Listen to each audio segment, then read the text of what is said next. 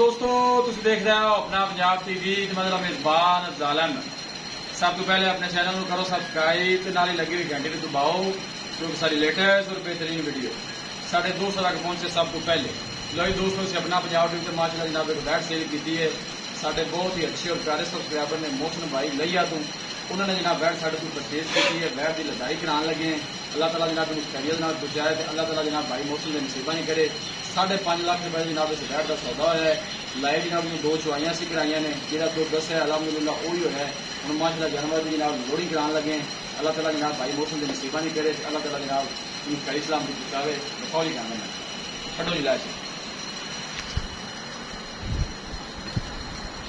जनाब लदाई कराने लगे हैं। मोहसिन भाई ने जनाब लिया तो उन्होंने जनाब साढ़े को बैट परचेज की है।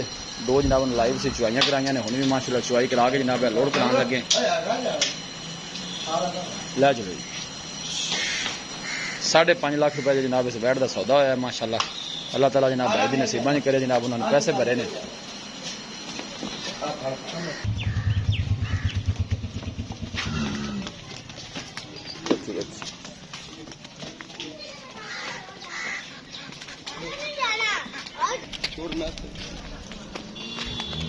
मोहसिन भाई ने जनाब लिया तो उन्होंने जनाब बैट साढ़े तो परचेज की है। 5.5 लाख से जनाब इनका सौदा है माशाल्लाह।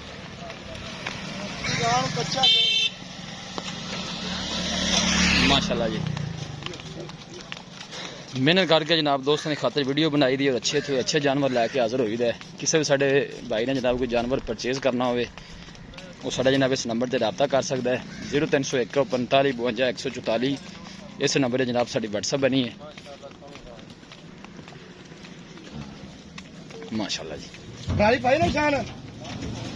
पराली शाली पा के जनाब तसल्ली कर दी है। चढ़ चढ़ चढ़ चढ़ कर मारिए चढ़ चढ़ चढ़ चढ़ चढ़ चढ़ लो जी माशाल्लाह जनाब लोडिंग हो गई है। पराली भी जनाब थले पा दी थी तसल्ली नाल है तुम देख सकते हो। बंद करो जी डाला बच्चे भी ख्याल नाल बंद नहीं।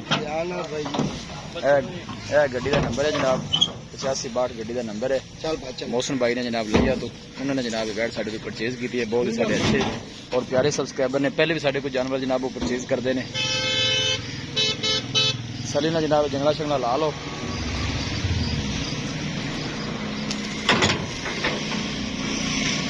अल्लाह के फजलो करम के नाल जनाब अपना पंजाब टीवी की टीम इस तरह जनाब मेहनत करती रहेगी।